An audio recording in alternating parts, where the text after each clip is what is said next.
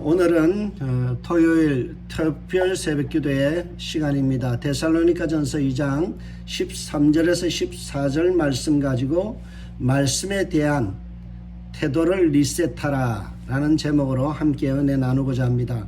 현대 교회의 위기는 말씀의 위기입니다. 교회 안에서 하나님의 말씀이 전혀 작동되지 않는 것이 교회의 위기고 우리의 영혼의 위기입니다.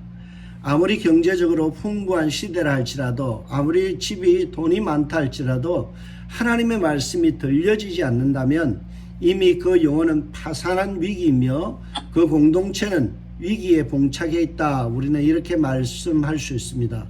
아모스 선지자가 활동한 시대에는 BC 760년에서 755년경입니다. 이스라엘 역사상 최고의 황금기로 꼽히는 솔로몬 시대와 버금가는 황금기였어요. 호황기였습니다. 여로보암 2세가 통치하던 시대는 이스라엘 역사상 가장 땅이 넓은 영토 전쟁을 해서 땅을 가장 넓혔고 먹고 사는 것이 풍부한 시대였죠. 겉으로 보면 매우 호황기였습니다. 그러나 아모스 눈에 비춰진 진단은 달랐습니다. 절대절명의 위기, 촛불이 마치 풍전등화와 같이 바람 앞에 있는 것과 같은 위기를 직시했다라고 이야기합니다. 왜 그렇게 됐나요? 하나님의 말씀이 하나님의 백성들 속에 전혀 작동하지 않았기 때문이죠. 보라, 날이 이럴지라 내가 기근을 땅에 보리니 양식이 없어 주림이 아니며 물이 없어 가람이 아니며 여호와의 말씀을 듣지 못한 기갈이라. 아무리 경제적으로 군사적으로 탁월하고 풍부해도 하나님의 말씀을 듣지 못하면 그것은 바로 가장 큰 기갈이라는 사실이에요. 여러분, 하나님의 말씀을 듣고 순종하느냐, 하나님의 말씀을 듣고 순종하지 않느냐가 결국 우리의 삶의 어떤 바로메타가 되어지죠. 우리의 신앙을 가늠할 수 있는 것입니다. 오늘 불렀던 찬양에 보면 우리가 잘 아는 마태복음 7장의 말씀이 나오죠. 거기에 보면 똑같이 집을 지었어요. 근데 한쪽은 무너져 버리고 한쪽은 든든히 세워져 있죠. 그 이유가 뭔가요? 하나님의 말씀을 듣고 순종하는 자는 반석 위에 집을 지은 것 같았고, 하나님의 말씀을 듣고 순종하지 않는 자는 모래 위에 지은 것 같다. 똑같이 집을 지었어요. 똑같이 아름답게 꾸몄어요.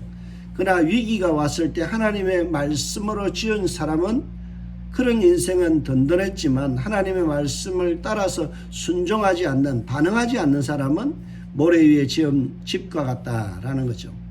그런 관점에서 보면 오늘 본문에 읽었던 데살로니가 교회는 아주 영적인 건강한 교회였고 호황기를 누리는 교회였다 할 수 있습니다. 데살로니가 교회는 어려운 교회였어요. 물질적으로 어려운 교회였지만 데살로니가전서 2장 13절에 보면 현실의 고난은 아주 힘들었지만 영적으로는 하나님의 말씀이 살아 움직였고 그리고 무기력하지 않았다라는 사실이에요. 13절의 뒷부분을 보세요. 이 말씀이 또한 너희 믿는 자 가운데서 역사하느니라, 워킹하고 있다. 하나님의 말씀이 성도들 삶에 워킹, 작용하고 있다는 거예요. 여러분, 말씀이 역사한다라는 의미가 뭘까요? 역사라는 이 말은 에네르게이타이라는 이 단어가 히브리서 4장 12절에 우리가 잘 아는 말씀이 나옵니다. 하나님의 말씀은 살았고 활력이 있어 할 때 이 말씀이 바로 역사라는 말과 같은 에네르게타이라는 단어입니다. 여러분, 활력이 넘치다라는 거죠. 하나님의 말씀이 성도들의 삶 속에 활력 있게 작동하고 있다. 그들의 삶을 끌어가고 있다. 하나님의 말씀이 그들의 삶의 표준이 되어지고 나침반이 되어지고 하나님의 말씀이 그들의 삶을 이끌어가고 있다라는 거예요. 여러분, 이런 하나님의 말씀이 작동하는 교회는요, 어떤 일이 일어나요? 데살로니가 1장 3절에 보면 데살로니가 교회는 믿음의 활동이 활발하게 일어났고 사랑의 수고로움을 아끼지 않았으며 주 예수 그리스도에 대한 소망을 품고 살아가는 성도의 삶이 드러났다라고 말씀하죠. 말씀이 역사하는 곳에는 믿음, 소망, 사랑이 활발하게 일어납니다. 1장 5절에 보면 복음이 그저 말로만 전해진 것이 아니라 능력과 성령과 굳은 확신으로 전해졌다라고 말씀합니다. 여러분, 하나님의 말씀이 작용하는 곳에는 성령의 역사가 일어나고요, 능력이 일어나는 거죠.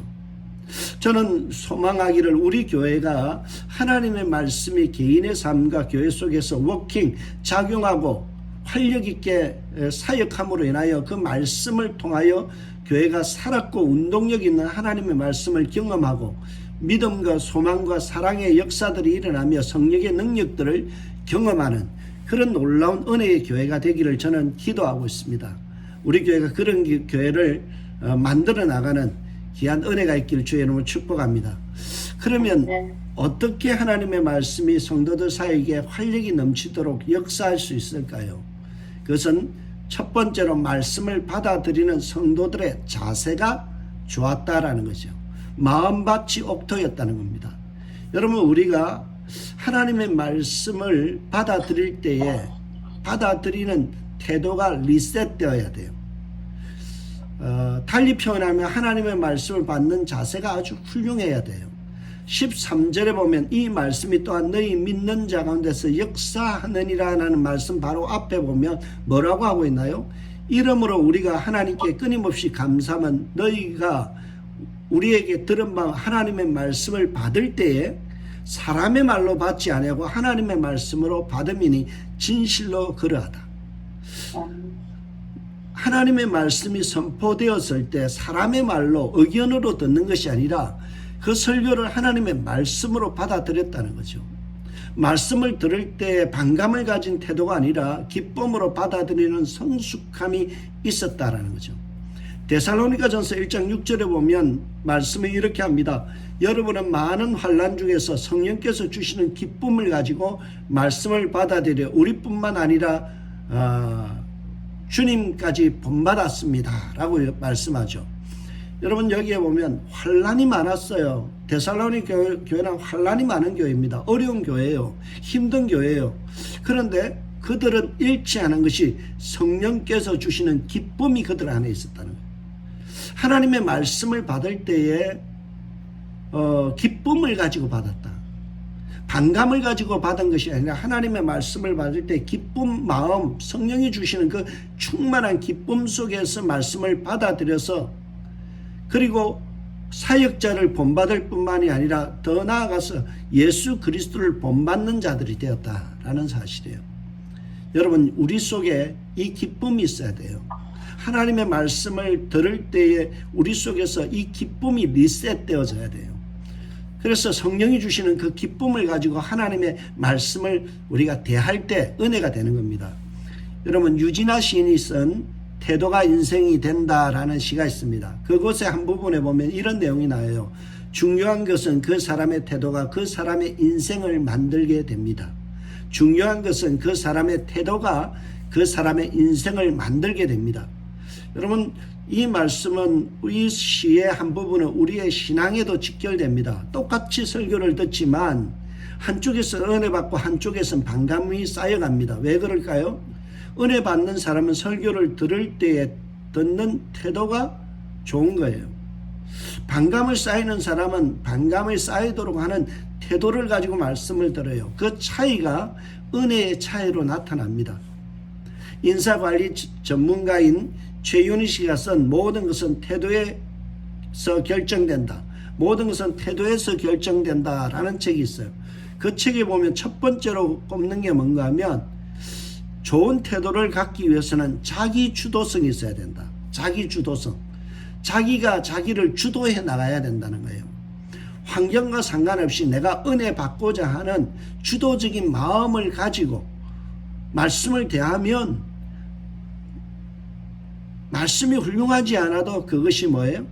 은혜로 받아들여진다는 거예요. 우리가 주도적으로 은혜를 받고자 하는 마음이 필요해요. 내 마음에 주도적으로 하나님의 말씀을 사모하고 기쁨으로 하나님의 말씀을 반응하고자 하는 이 주도성, 이게 있을 때 태도가 더 좋아진다는 거죠. 우리가 마음에 벽을 쌓고 말씀을 들으면 그 말씀은 다 튕겨져 나가요. 그러나 그 말씀을 받을 때 은혜의 마음을 가지고 기쁨을 가지고 은혜의 모드로 들으면 말씀이 달리 들리는 거죠.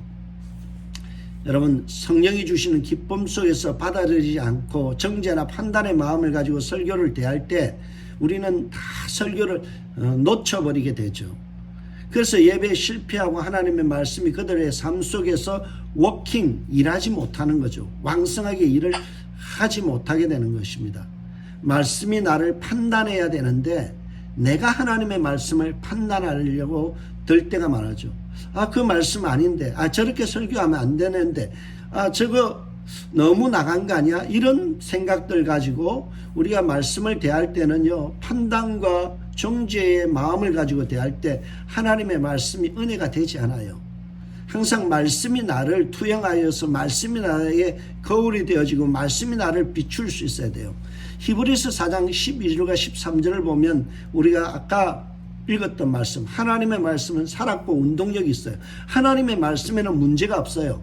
좌우의 날선 어떤 것보다 예리하여 혼과 영과 및 관절과 골수를 찔러 쪼개기까지 하며 또 마음의 생각과 뜻을 판단하나니, 판단하는 주체가 누구예요? 하나님의 말씀이 되어야 된다는 거죠.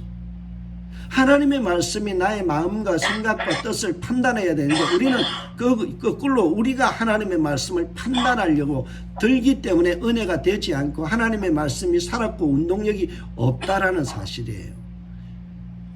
여러분, 이 말씀을 우리가 하나님의 능력의 말씀에 문제가 있는 게 아니라 우리의 태도에 문제가 있다는 사실을 발견해야 합니다. 하나님의 말씀이 나의 생각과 뜻을 판단하도록 나를 내어드려야 되는데 우리는 자꾸만 하나님의 말씀 앞에서 내가 말씀을 판단하려고 들어요. 그래서 은혜가 안 되는 거죠. 여러분, 하나님의 말씀이 나의 생각과 뜻을 폭로하고 내가 마치 벌거벗은 자와 같이 하나님의 말씀 앞에서 다 비추어서 드러나야 돼요. 여러분, 여러분의 설교를 듣는 태도가 어떤가요? 인생의 실패는 하나님의 말씀을 얼마나 좋은 자세로 듣느냐에 따라 결정되어집니다. 말씀에 대한 태도가 여러분 은혜 생활을 결정합니다. 요한은 요한 1서 2장 14절에서 이렇게 말씀합니다. 청년들아, 내가 너희에게 쓴 것은 너희가 강하고 하나님의 말씀이 너희 안에 거하시면 너희가 흉악한 자를 이기었습니다. 하나님의 말씀이 너희 안에 거하시면 세상 마귀가 우리에게 때로 달려들어도 우리가 승리한다라는 거예요. 환경의 문제가 아니에요. 뭐의 문제예요? 은혜의 문제죠. 내 마음의 말씀을 향한 자세, 이게 중요하다는 거죠. 여러분, 13절에 뒤에 이어지는 14절을 보면 형제들아, 너희가 그리스도 예수 안에서 유대에 있는 하나님의 교회들을 본받는 자가 되었으니 그들이 유대인들에게 고난을 받은 것 같이 너희도 너희 동족에게 동일한 고난을 받았습니다. 여기에 보면 고난 속에도 다른 교회의 모범이 되어지고 있다라고 말씀하고 있죠. 고난 앞에서 흔들리지 않는 비결이 뭔가요? 경제적인 어려움과 환난 속에서도 결코 쓰러지지 않는 비결은요, 하나님의 말씀을 받을 때에 사람의 말로 받지 아니하고 하나님의 말씀으로 받는 그 말씀의 태도가 그들을 든든히 붙들어 주었다라는 사실입니다. 성령이 주시는 기쁨 안에서 말씀을 들었다라는 거죠. 여러분, 기억하십시오. 마태복음 7장에 홍수가 나도요, 인생의 쓰나미가 밀려와도 말씀을 듣고 순종하는 자는 반석 위에 집을 지은 같아 결코 넘어지지 않고 쓰러지지 않는다라고 말씀합니다. 우리의 인생이 요동치는 이유는 하나님의 말씀에 대한 우리의 태도가 잘못되었기 때문이죠. 하나님의 말씀이 나를 투영하여서 나를 비춰내야 되는데 우리가 말씀을 판단하려고 들기 때문에 결국 말씀에서 실패하면 인생이 넘어지는 거예요. 오늘 하루 또 내일 주일날 우리가 말씀을 들을 때 성령의 기쁨 속에서 말씀을 듣고 순종함으로 인하여 반석 위에 집을 지은과 같은 저와 여러분들 되셔서 인생이 하나님의 은혜 안에서 어떤 환난과 홍수가 나도 결코 넘어지지 않는 든든한 신앙인들로 세워지시길 주의 이름으로 축복합니다. 기도하겠습니다.